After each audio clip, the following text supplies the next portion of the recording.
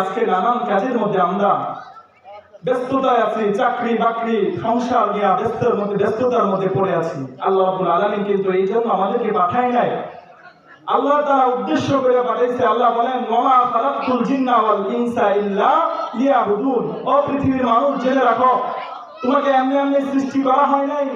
তোমাকে তো সৃষ্টি করছি আমি রবের ইবাদত করবা, তোমাকে তো সৃষ্টি করছি আমি রবের গোলামি করবা, তোমাকে তো আমি সৃষ্টি করছি আমি রবের দাসত্ব করবা। আজকে আমি রবের দাসত্ব না কইরা এই দুনিয়ার ফিতনা ফাসাদের যুগে তুমি তোমার চাকরিকে, তোমার ব্যবসা বাণিজ্যকে, তোমার পরিবারকে নিয়ে আজকে হাসি খুশিতে চলতেছো। বাজান, এটার জন্য দুনিয়াতে পাঠায় নাই, পাঠাইছে বড় মাকসাদ, সেটা এই দুনিয়ার মধ্যে থাইকা কিছু আমল অর্জন করে রবের কাছে চলে যেতে হবে। কেউ থাকতে পারবে না, কারণ বাবার শক্তি নাই। আমাদের আকাবিরদের দেখেন, আমাদের রাসূলদের যুগে দেখেন, ফেরাউন ছিল, হামান ছিল, কারুন ছিল, কেউ থাকতে পারে নাই। তারা বিশাল সম্পদের মালিক ছিল, কিন্তু কেউ তাদেরকে তাদের সম্পদ, তাদের রাজ্য, তাদের আপনার আধিপত্য তাদেরকে রাখতে পারে নাই। ঠিক তদ্রুপ আপনাকে আমাকেও রাখতে পারবে না। আমার অনেক কিছু থাকলে আমি দুনিয়াতে থাকতে পারবো না। অনেক ধনাত্ম মানুষ ছিল, চলে গেছে, চলেই যেতে হবে, এটাই বাস্তব। সেই লক্ষ্যে আল্লাহ রাব্বুল আলামিন আমরা কিভাবে দুনিয়া থেকে রাসূলের পথকে অনুসরণ করে আল্লাহর প্রিয় হয়ে যাব, সেই আয়াতই আল্লাহ রাব্বুল আলামিন কোরআনের মধ্যে জানাইছেন। রাব্বুল আলামিন বলেন, কুল ইন কুনতুম তুহিব্বুনাল্লাহ ফাত্তাবিউনি ইউহিব্বুকুমুল্লাহ। আল্লাহ রাব্বুল আলামিন বলেন, তোমরা যদি ও দুনিয়ার মানুষ আমি আল্লাহর ভালোবাসা পেতে চাও, তাহলে আমি আল্লাহর ভালোবাসা আর মাপকাঠিটা হচ্ছে রাসূলের ভালোবাসা। আর রাসূলের ভালোবাসা কি? রাসূলের ভালোবাসা হচ্ছে আর রাসূলের অনুসরণ করা।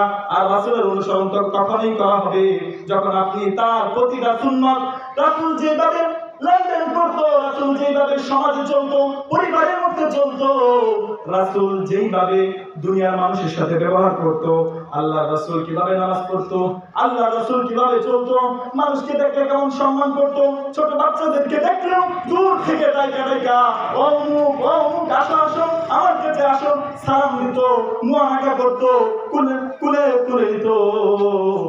আর আমরা দুনিয়ার মানুষ, আমরা এমন হয়ে গেছি, আমাদেরকে দেখলে বাচ্চারা দূরে সরে যায়। আমাদের ব্যবহারের কারণে, ব্যবহারের মধ্যে এত পরিমাণ আমাদেরকে ব্যবহারের মধ্যে কঠোরতা, আমার বাচ্চাটা পর্যন্ত আমার কোলে আসতে চায় না। বাজান, এটা তো রাসূলের আদর্শ ছিল না। রাসূলের আদর্শ তো ছিল মুরব্বীদের সাথে আদব আখলাক যেমন, ছোটদের সাথে যেমন করার দরকার, সমবয়সীদের সাথে যেমন করার দরকার, আলেম ওলামাদের সাথে যেমন করার দরকার, রাসূলের আদর্শ ছিল তেমন। এই জন্য তো আল্লাহ তাআলা বলেন, লাকাদ কানা লাকুম ফি রাসূলিল্লাহি উসওয়াতুন হাসানা, উসওয়াতুন হাসানা। যে রাসূলকে আমি বানাইছি, আল্লাহ রাসূলকে আল্লাহ তাআলা বানাইছেন উসওয়াতুন হাসানা, উত্তম চরিত্রের অধিকারী, খুলুকুল আযীম, যার চরিত্রের মহা চরিত্রের অধিকারী।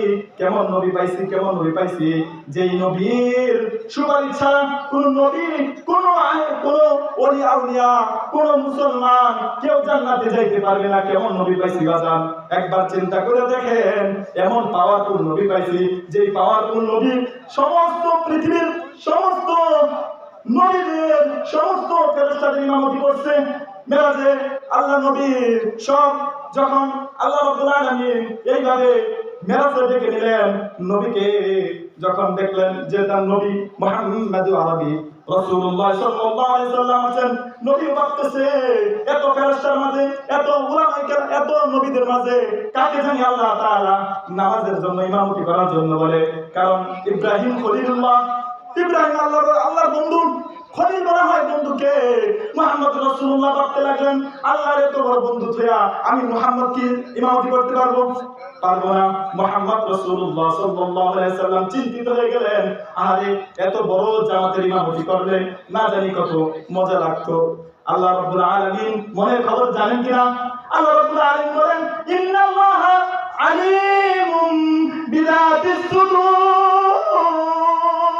রাব্বুল আলামিন বলেন, আমি বান্দার অন্তরের খবরও জানি। তুমি অন্ধকারে ঘরের মধ্যে কি করো, তুমি অন্ধকারে গোপনে কি করো, আমি আল্লাহ তাও জানি। বাজার, আল্লাহ তাআলা জানেন কিনা? তুমি গুনাহ করতেছো আল্লাহ জানেন কিনা? পৃথিবীর কেউ দেখে নাই, কিন্তু একজন দেখছে, তিনি কে? আল্লাহ। পৃথিবীর কেউ দেখা লাগবে না, আল্লাহ রাব্বুল আলামিন আমার পয়সা রাতের মধ্যে একটা পিপিলিকার পা কিভাবে নড়াচড়া করে সেটাও আমার আল্লাহ দেখেন কিনা? যিনি এত বড় আসমান বানাইছেন, এত বিশাল জমি বানাইছেন, আমার আপনার দেখেন নিজে আল্লাহ রাব্বুল আলামিন এত বিশাল জমির মধ্যে এত মানুষ সৃষ্টি হইতেছে, তারপরও কিন্তু জায়গা শর্ট পড়তেছে না, মানুষ বাড়ি করতেছে, থাকতেছে। আল্লাহ তাআলা এত বিশাল পরিমাণ জমি দিছে। আল্লাহ রাব্বুল আলামিন মৃত্যু আল্লাহর হাতে, জন্ম আল্লাহর হাতে। আল্লাহ রাব্বুল আলামিন মৃত থেকে জীবিত বের করেন, ঠিক কিনা? আপনার মনে করেন আমাদের যে পুরুষের বীর্য দ্বারা সন্তান হয়, এটা মৃত কিনা? মৃত। এর থেকে আল্লাহ তাআলা জীবিত সন্তান বের করতেছেন। সুবহানাল্লাহ, তিনি আল্লাহ। আল্লাহ রাব্বুল আলামিন বলেন, ও দুনিয়ার মানুষ, কাইফা তাকফুরুনা বিল্লাহ ওয়া কুনতুম আমওয়াতান ফাআহইয়াকুম সুম্মা ইউমীতুকুম সুম্মা ইউহয়িকুম সুম্মা ইলাইহি তুরজাউন। ও দুনিয়ার মানুষ, তোমরা কিভাবে নামাজকে ছেড়ে দাও, কিভাবে আমি আল্লাহর সাথে শিরিক করো। তুমি নামাজ পড়ো না মানে তুমি শিরিক করো।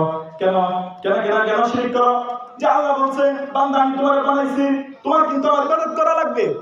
আর তুমি আল্লাহ তোমাকে বলে দিলাম ইবাদত করা, তুমি তোমার কপালটা আমার সামনে নত করো না, তুমি শিরিক করতেছো। মুহতারাম হাজিরিন, এই জন্য তো আল্লাহ রাব্বুল আলামিন বলতেছেন, দুনিয়ার মানুষ এমনি এমনি সৃষ্টি করে নাই। আফা হাসিবতুম আন্নামা খালাকনাকুম আবাসাও ওয়া আন্নাকুম ইলাইনা লা তুরজাউন।